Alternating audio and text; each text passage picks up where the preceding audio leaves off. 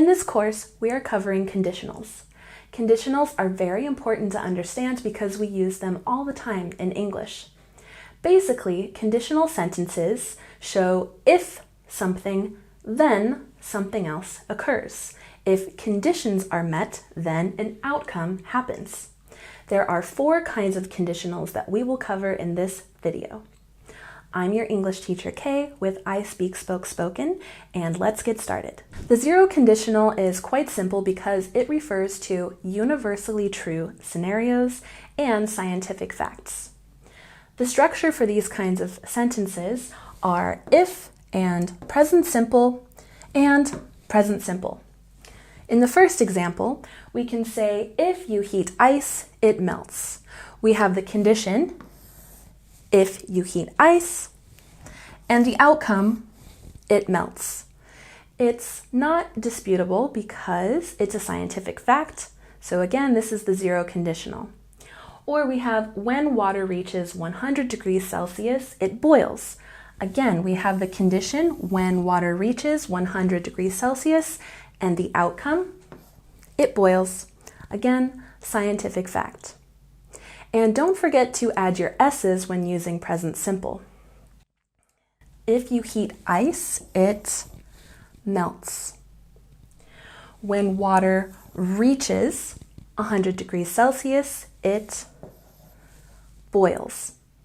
And practice pronunciation with me. Heat, heat, heat. The first conditional is for real, likely, or possible future scenarios and outcomes. The structure that we use for these kinds of sentences are if plus present simple, comma, will, and the base verb. Let's look at the first example. If it rains tomorrow, of course we have if and present simple, comma, we will cancel the picnic. So the condition, if it rains tomorrow, and the outcome, we will cancel the picnic. This is a real, possible, likely scenario with a future outcome. In the next example, if you study hard, you will pass the exam.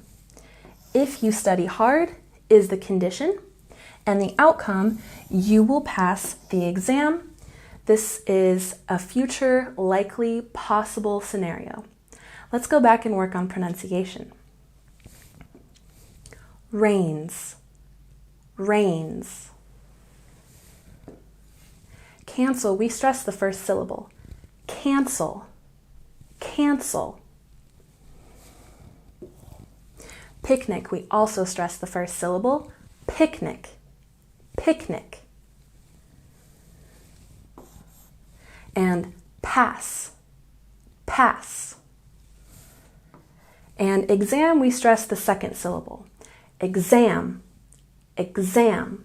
Don't forget to click here on the little I to download all of these slides. You can study and then take a quiz at the end to make sure that you've learned everything we're covering in this course. Now let's take a look at the second conditional. The second conditional is used for hypothetical situations and outcomes in the present or in the future.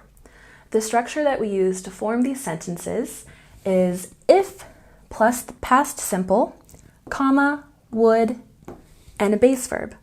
Let's take a look at our first example sentence. If I won the lottery, I would travel the world.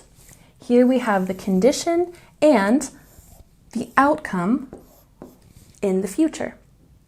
Of course, the structure that we're following in this sentence is if and past simple, comma, would, and travel as the base verb. Our next example sentence, if he had more time, he would learn Italian. Don't forget, Italian is a language, and like all languages, we capitalize the first letter. This example sentence is following the structure that we outlined for you, if and past simple, comma, would, and the base verb. And let's double check our pronunciation. Lottery has a stress on the first syllable. Lottery, lottery.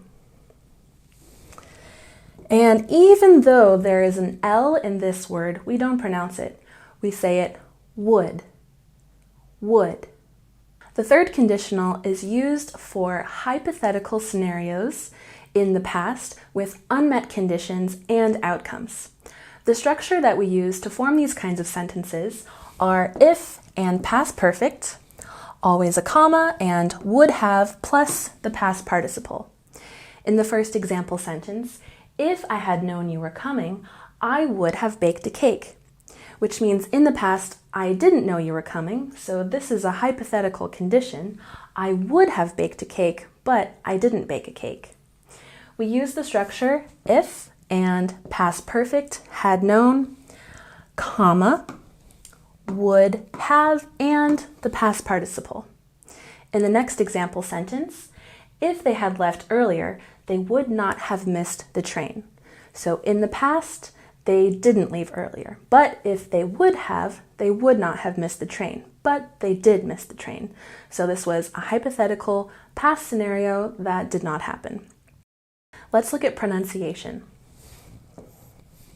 Known, known, known.